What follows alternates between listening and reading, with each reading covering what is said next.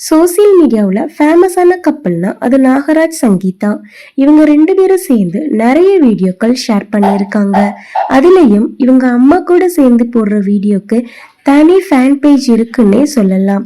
கடந்த ஜூலை 15ஆம் தேதி நாகராஜ் அம்மா இறந்து போயிட்டாங்க அப்படிங்கிற ஒரு தகவலை வெளியிட்டிருந்தாங்க. அதுக்கப்புறம் இவங்க ஃபேன் எல்லாத்துக்கும் ஒரு ரொம்ப பெரிய அதிர்ச்சி ஆயிருச்சு. என்னப்பா சொல்றீங்க, அம்மாக்கு என்னாச்சு அப்படின்னு நிறைய பேர் கேட்க ஆரம்பிச்சுட்டாங்க.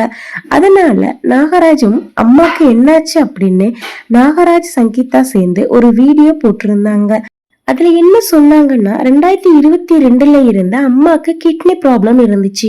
நார்மலா ஒரு மனுஷனுக்கு கிரிட்டினின் அளவு 1.28 இருக்கணும். ஆனா அம்மாக்கு செக் பண்ணும்போது 1.58 இருந்துச்சு. ஆனா நாங்க மாசம் மாசம் செக் பண்ணும்போது அம்மாக்கு கூடிட்டே போயிருச்சு. அதுக்கப்புறம் 0.4 வரைக்கும் வந்துருச்சு. அப்புறம் டாக்டர் சொன்னாங்க, இப்படியே கூடிட்டே போனா டயாலிஸ் பண்ற மாதிரி இருக்கும்.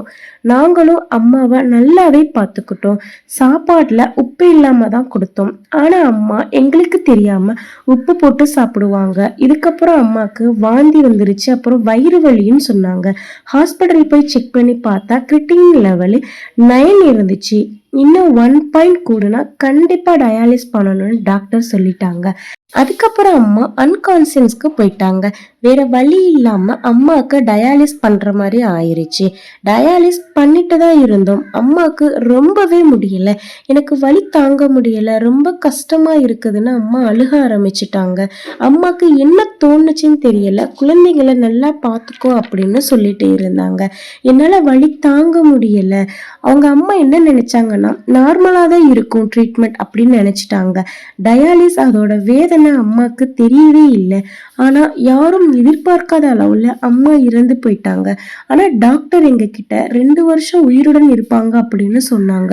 நாங்க ரொம்பவே மிஸ் பண்றோம் அம்மாவை அப்படின்னு சொல்லியிருந்தாங்க. அம்மா இறக்குறதுக்கு முன்னாடி என்கிட்ட என்னோட அக்கா அண்ணன் தம்பி எல்லாரையும் பார்க்கணும் போல இருக்குடா ராஜுன்னு அப்படின்னு சொன்னாங்க. இவங்க இறக்க போறத முன்னாடியே தெரிஞ்சுக்கிட்டாங்க போல. ஏன்னா எப்பவும் இப்படி சொல்ல மாட்டாங்க. திடீர்னு கேட்டாங்க. நானும் எல்லாரையும் மீட் பண்ண வச்சேன். இந்த விஷயம் எல்லாத்தையுமே நம்ம கிட்ட ஷேர் பண்ணியிருந்தாங்க.